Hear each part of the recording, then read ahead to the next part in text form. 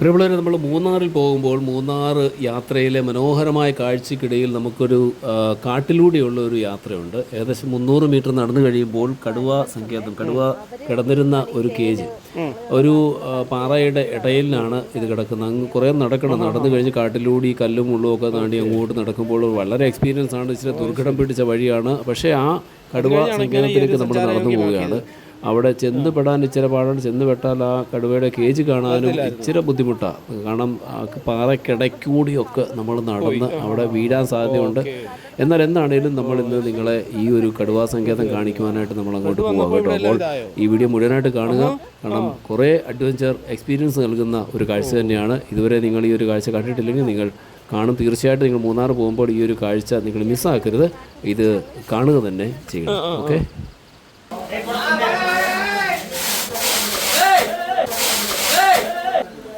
നമ്മൾ കണ്ടോ ആൾക്കാർ കയറി പോകുന്ന കണ്ടോ. മുനിഞ്ഞ് ഇറങ്ങി പോകണം കേട്ടോ. തിരിച്ച് ഇതുവഴി തന്നെയാണോ വരുന്നത്? അയ്യോ, അകത്തേക്ക് പോകാം. നമ്മുടെ മൂന്നാർ ട്രിപ്പിനനുസരിച്ച് മൂന്നാർ ട്രിപ്പിൻ്റെ കൂടെ മറ്റൊരു സ്ഥലമാണ് നമ്മുടെ കേരള ഫോറസ്റ്റ് ഡിപ്പാർട്ട്മെൻറ്റിൻ്റെ Mankulam FTA Kainagiri eco tourism centre നക്ഷത്രക്കൂട് ടൈഗർ കേവ് എന്നാണ് ഇതിൻ്റെ പേര്. അപ്പോൾ ഇവിടെ എന്താണെന്നുള്ളത് നമുക്ക് അകത്തോട്ടൊന്ന് പോയി നോക്കാം. നക്ഷത്രക്കുത്ത് ട്രക്കിംഗ് ഒക്കെ ഉള്ളതാണ് കേട്ടോ. ഇവിടെ കുറേ സംഭവങ്ങളൊക്കെ ഉണ്ട് ടൈഗർ കേവിൻ്റെ. പിന്നെ ഹിസ്റ്ററിയൊക്കെയാണ്. 20 years ago tiger cave was the resting place of tiger. Then in 2018 the flood came and half of the cave collapsed. Then incident tiger went all the way to forest. 300 metre ഇവിടെ നടക്കാനുള്ള ഇതാണ്, സംഭവമാണ്. അപ്പോൾ നമ്മുടെ കൂടെ ഒരു guide വരുന്നുണ്ട്, നമുക്ക് കാര്യങ്ങളൊക്കെ പറഞ്ഞു തരും. Okay, madam നടന്നാട്ടെ. ഓക്കെ, മാഡത്തിൻ്റെ പേര് ഉദയ. ഓക്കെ, ഉദയ മാഡമാണ് ഇന്ന് നമുക്ക് കാര്യങ്ങളെല്ലാം പറഞ്ഞു തരാനായിട്ട് നമ്മുടെ കൂടെ വരുന്നത്. അപ്പോൾ നമ്മൾ ഏകദേശം 300 മീറ്ററോളം നടക്കണം അല്ലേ?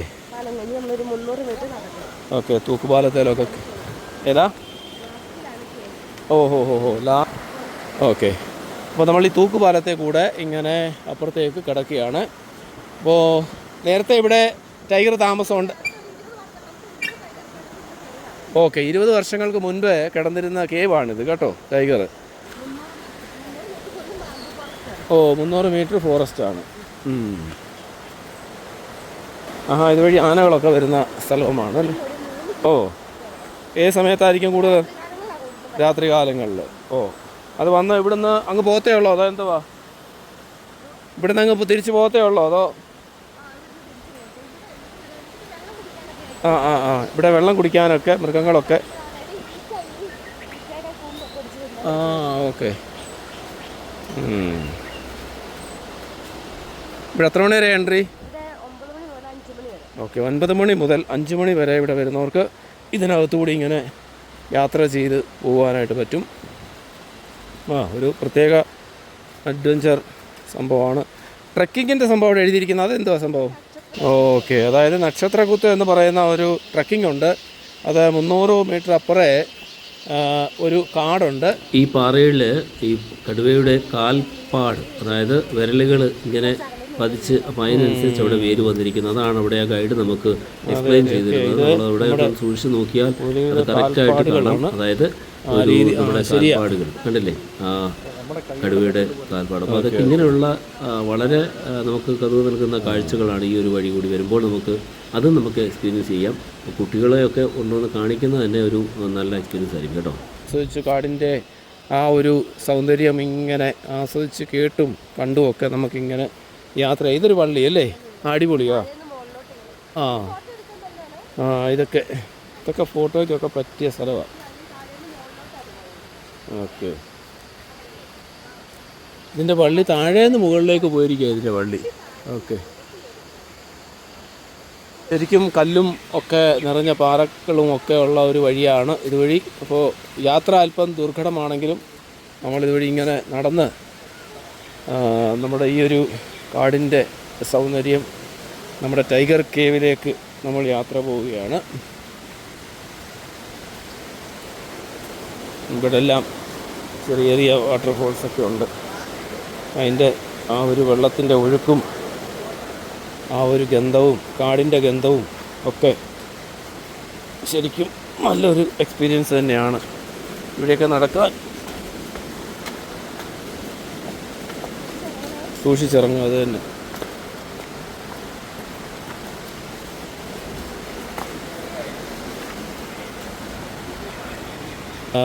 ഇപ്പം നമ്മുടെ ടൈഗറുകൾ ഉണ്ടോയെന്ന് ചോദിച്ചാൽ ഇപ്പോൾ ഇല്ല, കാരണം നേരത്തെ ഉണ്ടായിരുന്നു. അപ്പോൾ ആൾക്കാർ ഈ ട്രൈബൽസ് അവർ തേൻ ശേഖരിക്കാൻ വന്ന് അങ്ങനെയാണ് അവർ കണ്ട് മനസ്സിലാക്കുന്നത് ഇവിടെ ടൈഗറുകളുണ്ടെന്നുള്ളത്.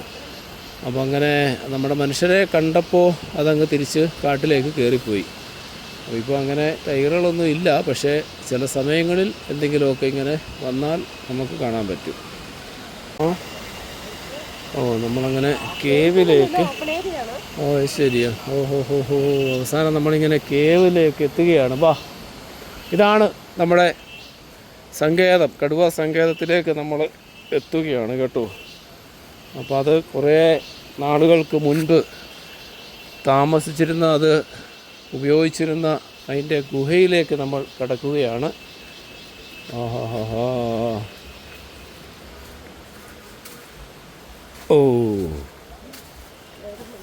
ഓക്കെ, അങ്ങനെ നമ്മൾ ആ ഗുഹയ്ക്കകത്തേക്ക് കയറുകയാണ്. ഇച്ചിരി പ്രയാസമാണ് കേട്ടോ.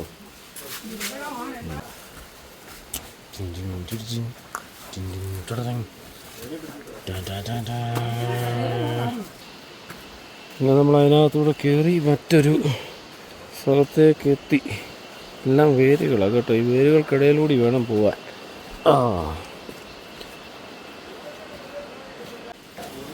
അങ്ങനെ നമ്മൾ വേറൊരു സ്ഥലത്തേക്ക് എത്തിയിരിക്കുക കേട്ടോ.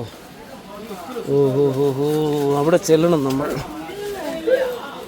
അതൊരു നിരവധി ആൾക്കാർ ഇങ്ങോട്ട് ഇങ്ങനെ ഇതൊക്കെ കാണാൻ വളരെ ഒരു അഡ്വഞ്ചർ ജേർണിയാണിത്.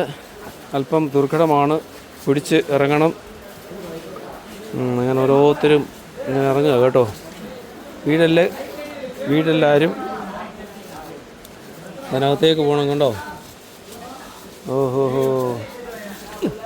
ഇങ്ങോട്ട് ഇറങ്ങി വരാനൊക്കെ കമ്പുകളൊക്കെ കെട്ടി സപ്പോർട്ട് ചെയ്യുന്നുണ്ട്. അതൊക്കെ പിടിച്ച് വേണം ഇറങ്ങി വരാൻ. അല്പം ബുദ്ധിമുട്ടാണ്. ഈ ഒരു വഴി കൂടി ഇങ്ങനെ ഇറങ്ങി വന്ന് നമ്മൾ കണ്ടോ, ആൾക്കാർ കയറി പോകുന്ന കണ്ടോ. എന്തൊരു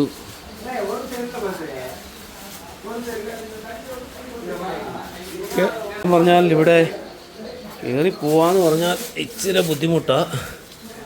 അങ്ങനെ ഈസിയൊന്നും അല്ല. ലൈറ്റ് ഒന്നുമില്ല, വെട്ടമില്ല, മുനിഞ്ഞ് ഇറങ്ങിപ്പോണം കേട്ടോ. തിരിച്ചിതുവഴി തന്നെയാണോ വരുന്നത്? അയ്യോ, ഇത്രയും നേരം കുനിഞ്ഞ് ഇവിടെ നിൽക്കണം. ഓക്കെ, നമുക്ക് ഇച്ചിരി ബുദ്ധിമുട്ടാണ് കേട്ടോ. ഇവിടെ ആൾക്കാർ വന്നിങ്ങനെ നിൽക്കുക. ഇവിടെയാണ് സംഭവം. ഇവിടെ വെള്ളവും ആവശ്യത്തിന്. ഓക്കെ,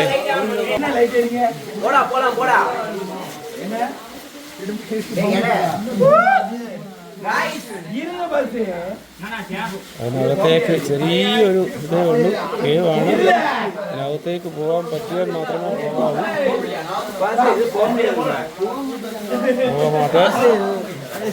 പോകാട്ടെ പോകാൻ പറ്റില്ല. ഓക്കെ, അപ്പോൾ ഇതാണ്. അപ്പോൾ ഇതൊക്കെയാണ് നമ്മുടെ ഈ ഒരു ടൈഗർ കേവിൻ്റെ വിശേഷങ്ങളും കാഴ്ചകളും. ഇതെല്ലാം കണ്ട് ഇതെല്ലാം കാത്തിരിക്കുന്ന സ്ഥലങ്ങളാണ്. അപ്പോൾ ഓക്കെ, അപ്പോൾ എല്ലാവർക്കും ഓക്കെ ആയോ? ഇഷ്ടമല്ലേ? അടിപൊളി.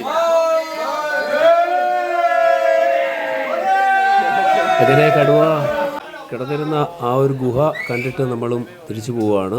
ഇവിടെയായിരുന്നു അത്. പക്ഷേ വേറൊരു കാര്യം ശ്രദ്ധിക്കേണ്ടി, ഇവിടെ വരുന്നവർ തെന്നി വീഴാതെയൊക്കെ, മൃഗസമയമാണെങ്കിൽ തെന്നി വീഴാതെ പ്രത്യേകം സൂക്ഷിക്കണം. പാറയിലൊക്കെ തലയിടിച്ച് കഴിഞ്ഞാൽ പിന്നെ ഇവിടെ കിടക്കത്തുള്ളൂ. അതുകൊണ്ട് ഇവിടെ വരുന്നവർ അവരുടെ റിസ്കിൽ സൂക്ഷിച്ച് വരിക എന്നുള്ളത് മാത്രമേ ഉള്ളൂ.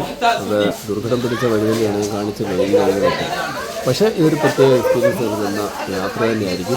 ഈ കാട്ടിലൂടെയുള്ള ദീർഘദൂരം സഞ്ചരിച്ച് നമ്മുടെ കടുവയുടെ സങ്കേതം കാണുവാനായിട്ട് നമ്മളകത്തേക്ക് പോയി തിരിച്ചു വരണം. അപ്പോൾ മൂന്നാർ വരുന്നവരൊക്കെ ഈ കേജുകുടി ഈ സങ്കേതം കൂടി കാണുവാനായിട്ട് നിങ്ങൾ ശ്രമിക്കുക. അപ്പോൾ okay, see you, bye by.